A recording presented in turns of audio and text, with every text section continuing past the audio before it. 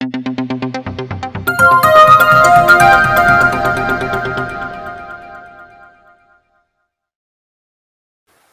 दोस्तों, जय महाराष्ट्र। जागो इंडिया जागो में आपका फिर से एक बार हार्दिक स्वागत है।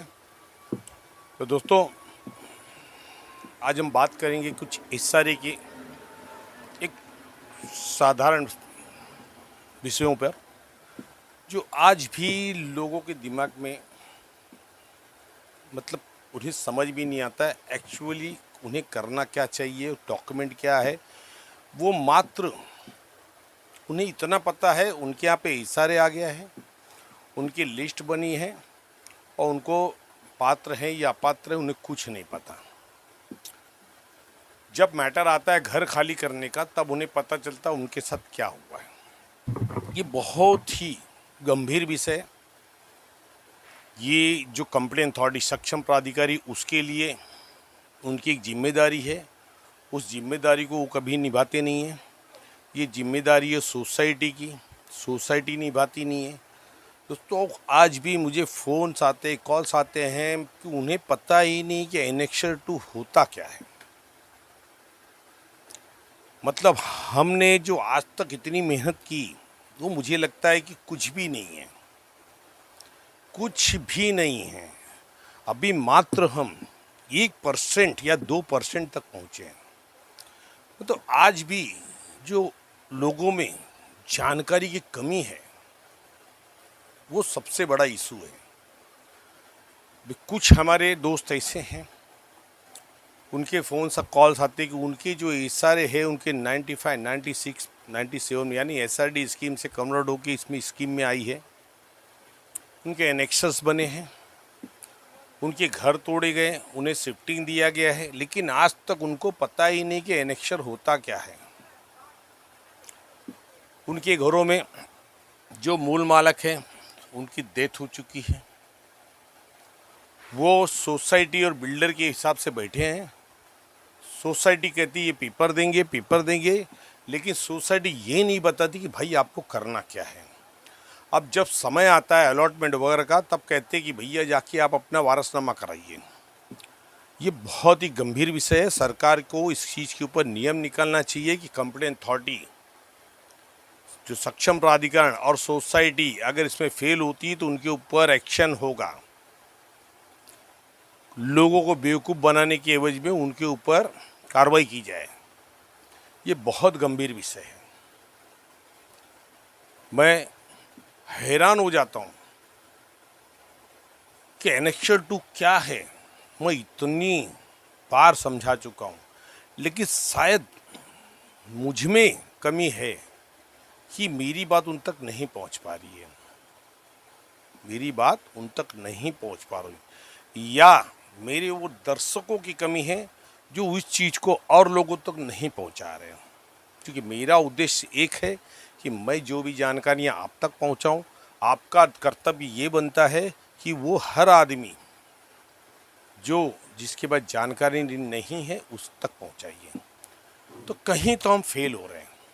ये जो भी मुहिम हमने चला है जागरूकता का, उससे मुझे आज ऐसा लग रहा है कि शायद हम नाकामयाब हो रहे हैं। हम नाकामयाब हो रहे हैं, क्योंकि ऐसा नहीं है कि इस फील्ड में मैं अकेला हूँ। मैं तो अभी आया हूँ। इसके पहले भी इस विषय पे, इस सारे के विषय में बोलने वाले बहुत लोग हैं, बहुत लोग हैं जो आज 2, 3, 4 साल से इस चीज़ पर लोगों की जागरूकता कर रहे हैं यूट्यूब पर। मैं तो अभी नया आया हूँ, 6-7 महीना पहले, लेकिन फिर भी शायद मुझे ऐसा लग रहा है कि इतना होने के बावजूद भी कुछ बातें ऐसी है कि जो लोगों तक नहीं पहुंच पा रही है। कि आखिर एनेक्सर 2 के बारे में मैंने कितनी बार बताया मेरे दर्शकों, आप मुझे बताइए एनेक्सर 2 होता क्या है।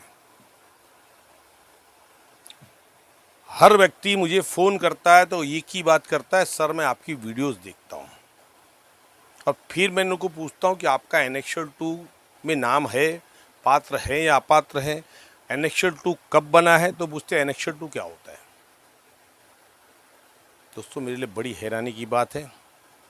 और आज सही मायने बोल रहा हूँ कि हम फेल हो गए, हमारी जो भी मुहिम थी उसमें फेल हुए हैं कि 6-7 महीनों में भी हम लोगों तक नहीं पहुँच पा रहे हैं, हम लोगों तक नहीं पहुँच पा रहे हैं। हर व्यक्ति एक दूसरे को मेरा नंबर भेजता है, वो मुझे कॉल करते हैं। सर मुझे कॉल करके क्या होगा बताइए ना, मुझे कॉल करके कुछ मिलने वाला है? मैं भी भुक्तभोगी हूँ आप जैसा, जो आज भी लड़ाई लड़ रहा हूँ मैं। ईयर ऑफ 2000 से आज तक भी लड़ाई ही लड़ रहा हूँ मैं। एक विषय नहीं चलते मेरे, मुझे मिलके क्या फ़ायदा होगा? अगर जो जानकारियाँ हैं वो हासिल कीजिए तो आपको फ़ायदा होगा। बड़े हम नहीं हैं, बड़ी जानकारी होती है, बड़ा नियम होता है, बड़ा कानून होता है, तो वो जानना जरूरी है। मुझे बड़ी हैरानी होती है बहुत सारे विषयों पर। जोड़ पत्र 3-4 क्या है उन्हें पता नहीं। अभी जो GR एक निकला 1 अक्टूबर 2024 को, अभय योजना, एमनेस्टी स्कीम जो दी गई है एक बार के लिए, हर आदमी उसी की चक्कर में है, सर मुझ पे लागू होगा कि नहीं, सर मुझ पे लागू होगा कि नहीं। मैंने इस पे वीडियोस भी बनाए कि ये किसके ऊपर लागू होने वाले, अभी तक कोई क्लियरिफाई नहीं हुआ है, क्योंकि वहाँ एक कंडीशन दी गई है कि मुख्य कार्यकारी अधिकारी SRA यानी CEO SRA डिसाइड करेंगे कौन सी स्कीम के ऊपर लागू होगा। यहाँ पे हमारे लिए क्वेश्चन मार्क है। और दूसरी चीज, जिन्होंने 2024 में झोपड़े खरीदे, 2017 में खरीदे, इनके एनेक्शन 2016-15 में बने, 12 में बने, वो भी मुझे फ़ोन करते कि क्या सर हम पे लागू होगा। तो प्रॉब्लम वही है कि प्रॉपर जानकारियाँ नहीं लेते, खाली कॉल करते हैं। और सर दूसरी चीज़ प्रॉब्लम ये है कि मैं कॉल उठाना बंद क्यों किया, मेरी मजबूरी समझिए। मेरा प्रॉब्लम ये है कि जिससे भी मैं बात करूँगा, भाई बहुत लोग ऐसे हैं, बहुत लोग ऐसे हैं, उनसे मैं बात करूँगा तो 1-1 घंटा बात करते हैं, उसके बावजूद मैं उनको बोलता हूँ कि सर ठीक है ना, बोले सर एक क्वेश्चन और। सर बताइए 1 घंटा फ़ोन पे बात करना खाने का काम है? कान गर्म हो जाते हैं, आवाज़ बैठ जाती है। मेरे यहाँ वैसी नेटवर्क का प्रॉब्लम है, लेकिन उनको मैं बोलूँगा तो उनको बुरा लगता है। इसके लिए दोस्तों मैंने फ़ोन उठाना बहुत कम किया। कारण सिर्फ वही, जिसमें प्रॉब्लम्स क्या हो रहे हैं, जो बेचारे ज़रूरतमंद है, जो नीडी पीपल है, वो इस भाव में उनको मैं मदद नहीं कर पा रहा हूँ। अब बताइए मेरी भी पर्सनल लाइफ है या नहीं है? क्या मैं सुबह से फ़ोन कॉल उठाऊं और दिन रात मैं यही करूं तो मेरा परिवार क्या करेगा? मेरी भी अपनी लड़ाई है। मुझे ताज्जुब तब होता है कि जब मैं SRA में जाता हूं और मेरे यहाँ के कुछ लोग हैं जिनका हमारी कुछ बातचीत चल रही है, डिपार्टमेंट में मुझे जाना है, लोग आके वहीं पे क्वेश्चन चालू कर देते हैं। सर थोड़ी सी प्राइवेसी होनी चाहिए, मेरी भी और आपकी भी। आपकी जो भी प्रॉब्लम्स है आप कमेंट कीजिए ना चैनल पे, मैं जवाब दे रहा हूँ ना। जो भी ज़रूरी मैसेज आता है मैं उसको जवाब देता हूँ, और नहीं तो उसके ऊपर वीडियोस बनाता हूँ। क्या होता है, अगर मैं किसी की निजी ज़िंदगी में घुस जाऊँगा तो वो आदमी मुझसे परेशान हो जाएगा। आज प्रॉब्लम वही हो रही मेरे साथ। मैं अगर वहाँ कहीं बात कर रहा हूँ, अब जो जिससे बात कर रहा हूँ कोई अधिकारी होगा या हमारे बिल्डर के यहाँ तरफ से उसके मैनेजर्स या उसके जो भी अपॉइंटमेंट किए गए लोग हैं, उनसे हमारी बातचीत, उसमें बीच में आके चालू कर दे, मैं बात ही नहीं कर पाता हूँ। प्रॉब्लम ये हो रही मेरे साथ। मतलब मैं अपना काम नहीं करूँ या नहीं करूँ, ये आप मुझे बताइए। देखिए चैनल से मेरा घर नहीं चलने वाला है और चैनल पे मुझे कोई पैसे नहीं मिलते हैं। मैं आपको खुला बताता हूँ, जिसको देखना है आके आप मेरा देख लीजिए अकाउंट, 1 रुपये आपको नहीं दिखेंगे उसके ऊपर। मुझे कोई चैनल से पैसे नहीं मिलते हैं, मैंने इस चैनल को अभी तक एडसेंस भी नहीं किया हूँ। वो जो कमा रहा है यूट्यूब कमा रहा है, कमाने की मुझे कोई प्रॉब्लम नहीं है। लेकिन आपके काम है, आप कमेंट्स कीजिए, मैं आपको उसका रिप्लाई दूंगा। ऐसा नहीं है कि नहीं दूंगा। अभी आज भी हमारे एक मित्र हैं, मेरी अभी तक उनसे बातचीत नहीं हुई, उनके बहुत सारे कॉल्स हैं, एडवोकेट्स भी हैं। आज उन्होंने मुझे एक व्हाट्सअप किया, एक एनेक्स 2 की कॉपी जो कि अभी ड्राफ्ट है, प्रारूप है, फाइनल नहीं हुई है, फाइनल नहीं हुई है। अब उसमें प्रॉब्लम क्या है कि मैटर है खरीदी बिक्री का, मैटर है खरीदी बिक्री का। अब लास्ट के जो लोग हैं, लास्ट के जो झोपड़ी धारक हैं, उनके नाम आ गए हैं। अब उन्होंने क्या किया है, जो डॉक्यूमेंट्स है वो डॉक्यूमेंट्स लगा है, लेकिन उन्होंने जिससे खरीदा है, मतलब उन्होंने चैन बनी 1 2 3, मतलब उसमें तीसरे व्यक्ति वो झोपड़ी धारक हैं, दूसरे ने पहले से खरीदा, लेकिन पहले का और दूसरे का और तीसरे का इनका जो भी डॉक्यूमेंट लाइट बिल दिखा रहा है 2013 2014 का दिखा रहा है। बाकी कोई डॉक्यूमेंट्स में वोटिंग कार्ड वगैरह नहीं दिखाई दे रहे हैं। लेकिन एक सर्वे पावती है, एक सर्वे पावती है, वो सर्वे पावती किसी चौथे व्यक्ति के नाम पे दिखा रही है। मतलब इन तीनों के पहले भी कोई व्यक्ति है, उनके नाम पे वो सर्वे पावती दिखा रही है, जबकि सर्वे पावती जो पहले आदमी के नाम पे है, लेकिन कंप्लेंट अथॉरिटी सक्षम प्राधिकरण के रिकॉर्ड में वो किसी और व्यक्ति के नाम पे दिखा रही है। ये एक कसमकस है, ये एक कसमकस है कि इस पे करे क्या। क्योंकि प्रॉब्लम ये है कि यहाँ पे सर्वे पावती अगर इनके नाम पे ओरिजिनल इनके पास है, तो डिपार्टमेंट में नाम अलग क्यों है? ये क्वेश्चन अराइज होते हैं, वो नंबर बता रहे सेम वही नंबर से कि इस नंबर पे हमारे रिकॉर्ड में इस व्यक्ति के नाम पे। ये यहाँ पे क्वेश्चंस कंफ्यूजन हो चुका है कि आखिर वो व्यक्ति कौन। क्योंकि अगर वो व्यक्ति पहले का भी मालिक रहा होगा और उसने बेच दिया, जब सर्वे पावती इनके नाम पे बनी तो उनके नाम पे सर्वे पावती कैसी होगी? तो एक कंफ्यूजन क्रिएट कर रहे हैं यहाँ पे। अब प्रॉब्लम ये है कि अब इसका पता कैसे लगाया जाए कि आखिर ये पावतियाँ कहाँ से और कैसे आ रही है, क्या वो व्यक्ति सही है या ये व्यक्ति सही है। क्योंकि इस व्यक्ति का लाइट बिल भी 2013 में लगाया उसने, सर्वे पावती 2000 की है। मैंने उनको सुझाव दिया कि भाई जो जिस व्यक्ति का नाम है, पहले तो सर्वे की पावती आरटीआई से निकालिए और फिर 2000 के लिस्ट में देखिए वो व्यक्ति का नाम है क्या। अगर उस व्यक्ति का वहाँ पे नाम नहीं आता है तो खाली सर्वे पावती उसके नाम पे कैसे आई है? तो ये कन्फ्यूजन पैदा कर रहा है, बहुत सारी चीज़ें पैदा कर रही है। तो यहाँ पे क्या हो रहा है ये समझ में नहीं आ रहा है। मैंने उनको मैसेज किया, तो ऐसे मैं हर व्यक्ति को मैसेज करता हूँ जो शॉर्ट में अगर मुझे देना है तो, नहीं तो मैं उसके ऊपर वीडियोस बनाता हूँ, उनको समझाता हूँ। अभी मैंने आज ही वीडियोस डाला, आज मतलब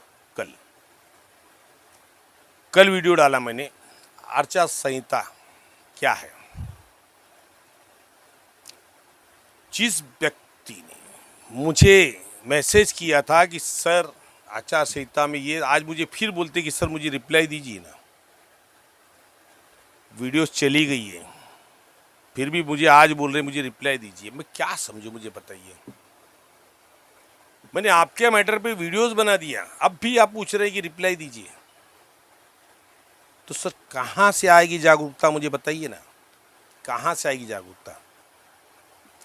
प्रॉब्लम यही है, आपको मेहनत नहीं करना है, आपको सिर्फ दूसरा व्यक्ति मिले जो आपका काम करके दे, आपका काम खत्म। दोस्तों कोई नहीं करने वाला है, मैं तो कभी नहीं करूँगा, क्योंकि मैं किसी का भी काम नहीं करता हूँ।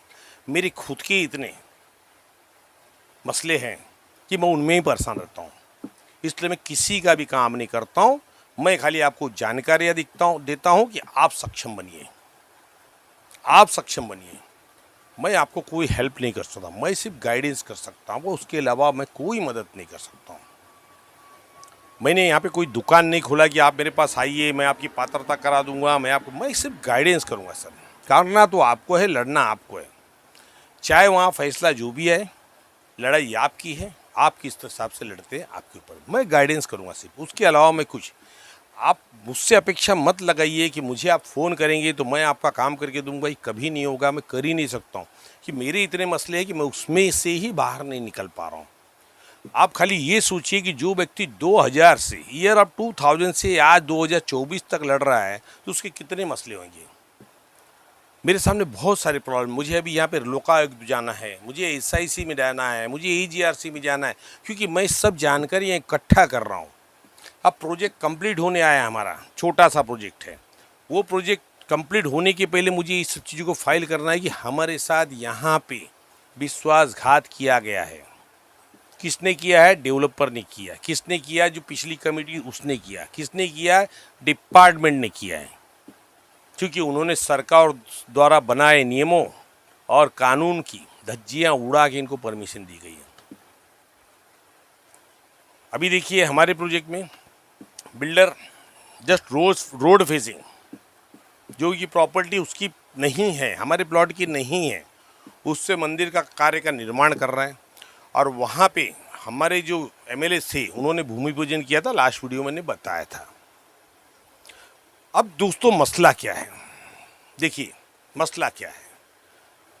एक धार्मिक स्थल, मंदिर हो, मदरसा हो, गिरजाघर हो या जो भी हो, गुरुद्वारा हो, उसके लिए सरकार ने नियम बनाए हैं। ये अधिकारी यहाँ प्लान पास नहीं कर सकते हैं कि बिल्डर बोला भैया मैं यहाँ मस्जिद बना रहा हूँ, यहाँ पे प्लान अमेंडमेंट कर दो, कभी नहीं कर सकते, क्योंकि हर बात के लिए सोसाइटी की मंजूरी आवश्यक है। और धार्मिक स्थल के मामले में सोसाइटी की मंजूरी के बाद उसको भेजा जाता है प्रशासन के पास, मतलब महाराष्ट्र सरकार नगर विकास विभाग में। नगर विकास विभाग वो भेजता है अवर सचिव गृह निर्माण विभाग के पास। गृह निर्माण विभाग उस चीज़ को भेजता है पुलिस कमिश्नर को। पुलिस कमिश्नर की गाइडलाइंस है, उस गाइडलाइंस में इनको पुलिस कमिश्नर की एनओसी लगेगी, इनको ट्रैफिक डिपार्टमेंट की एनओसी लगेगी, इनको बीएमसी की एनओसीज लगेगी, और उसमें बहुत सारी कंडीशंस बनाए गए हैं। जैसे कि आप धार्मिक स्थल बना रहे हो तो धार्मिक स्थल की एरिया के हिसाब से आपको पार्किंग भी देना है, वहाँ पे क्या पार्किंग भी देना है, और वहाँ पे ट्रैफिक की प्रॉब्लम नहीं हो इसके लिए ट्रैफिक वार्डन भी रखना है। मतलब जब तक बन रहा है तब तक नहीं, हमेशा के लिए ट्रैफिक वार्डन आपको रखना है प्राइवेट, की ट्रैफिक की दुविधा न हो, जो भी गाड़ियाँ हो पार्किंग में हो। और उस डिवोशनल स्पेसेस के अलावा अगर आप कुछ दे रहे हो, मतलब जैसे हॉल होते हैं या जो डेवोटीज मतलब पंडित होते हैं, मौलवी होते हैं, उनके लिए रहने के लिए घर दे रहे हैं, तो उसके हिसाब से और वाहन तल यानी पार्किंग एरिया बढ़ाई जाएगी। और जो एरिया एक्सेस दी गई है फुटपाथ वगैरह जैसे भी जो भी है, उसके ऊपर कोई भी इंक्रोचमेंट नहीं हो, ये भी जवाबदारी डेवलपर्स की होगी। ये सब कंडीशंस फुलफिल करने के बाद, ये एनओसीज लेने के बाद, तब जाके उसको गृह निर्माण भवन से उसको एनओसीज दी जाती है।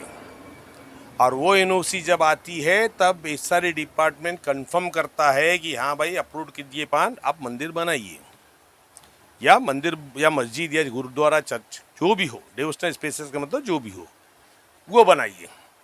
लेकिन यहाँ पे क्या होता है, अंधेर नगरी चौपट राजा, टका शेर बाजी टका शेर खाजा। बस एक एमएलए ने आए, भूमि पूजन कर दिया, बिल्डर खुश, बोले चलिए बनाइए, वहाँ काम हो रहा है। जबकि वो प्रॉपर्टी रोड टच है और हमारी प्रॉपर्टी नहीं है, वो बगल की सोसाइटी की प्रॉपर्टी है। यही मैं परसों वहाँ पे सोमवार को कंप्लेंट फाइल करने वाला हूँ कि भैया काम रुकाइए पहले, भैया यहाँ पे क्या हो रहा है, बिना परमिशन आप कैसे परमिशन दे रहे हैं। मतलब हर चीज़ में आप सरकार के नियमों का उल्लंघन करके एक अधिकारी यहाँ पे अप्रूवल देते हैं। यहाँ पे जो भी सीईओ आते हैं वो कान में रुई डाल के बैठते हैं। पब्लिक जाएगी तो खाली दिखावा करते हैं कार्रवाई के नाम पे, लेकिन कार्रवाई के नाम पे जीरो होता है। सिर्फ जब तक आप बैठे तब तक आपसे मीठी मीठी बात करें, हां हां घाबरू नका तुम्हाला करून देतो, काय यांचा मॅटर आहे ताबडतोब क्लिअर करा, बस तेवढंच।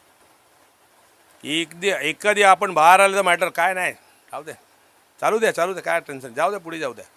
हे प्रकरण ये चल रहे हैं, ये प्रकरण चल रहे हैं जिससे लोग त्रस्त हैं। आज नया नियम निकाल दिए, भैया सब ऑनलाइन करो, भाड़े के लिए ऑनलाइन, आपके अलॉटमेंट के लिए ऑनलाइन, सब ऑनलाइन। अरे सर मुझे बात बताइए, ऑनलाइन पे तो कंप्लेंट दुनिया भर की होती, कार्रवाई कितनी होती ये मुझे बताइए ना, कितनी कार्रवाई होती है। सर आपली सरकार, महाराष्ट्र शासन का एक पोर्टल है, मैंने भाड़े के विषय में कंप्लेंट किया हूँ, 2 साल हो गए, आज तक मुझे वहाँ से कोई रिप्लाई। जब आता मैसेज आएगा 2 महीने बाद, आपली तक्रार मतलब कारवाईसाठी आहे, त्याचा पोर्टल नंबर आहे, तपासून बघा। 2 साल हो गए, आप क्या तपासून बघा, 2 साल हो गए, अब क्या तपासून बघा। बताइए, ये सब चीज़ें चल रही है ऑनलाइन पे, मतलब लोगों को सिर्फ झूठा दिलासा दिया गया है सरकार द्वारा, सिर्फ झूठा दिलासा। जो प्रत्यक्ष प्रमाण होता है उसके ऊपर कार्रवाई तो हुई नहीं, तो ऑनलाइन पे क्या होगी मुझे बताइए। सिर्फ झूठ का आडंबर है, झूठ और आडंबर, बाकी कुछ नहीं है दोस्तों। आपकी लड़ाई जीतने का रास्ता सिर्फ एक ही है, आपकी जागरूकता। वो लड़ाई आपको खुद लड़नी पड़ेगी। आप सोचेंगे कोई तीसरा व्यक्ति करके देगा, तो भाई जो तीसरा व्यक्ति करके दो, वो पैसे लेंगे, तो पैसे लेंगे करके ले काम करवाना है आपको, तो आपको जागरूकता की जरूरत भी नहीं है कि गांधी जी जहाँ रहेंगे वहाँ पे हर काम पहले हो जाते हैं। तो दोस्तों इस चीज़ को समझिए, बहुत सारी चीज़ें ऐसी है जो आज भी लोग अनजान हैं, और मुझे ऐसा लगता है कि शायद मेरी कमी है कि ये चीज़ लोगों तक नहीं पहुँच पा रही है, और हमारे दर्शकों की कमी है कि इसको आगे नहीं बढ़ा रहे हैं। तो धन्यवाद दोस्तों, बने रहिए जागो इंडिया जागो पे, लेकिन कोशिश हमारी जो है, हमारी मुहिम उसको आगे बढ़ाने में आप ही हमारी मदद कर सकते हैं और कोई नहीं। मिलते हैं नेक्स्ट वीडियो में किसी और विषय पे। धन्यवाद, जय हिंद, जय महाराष्ट्र।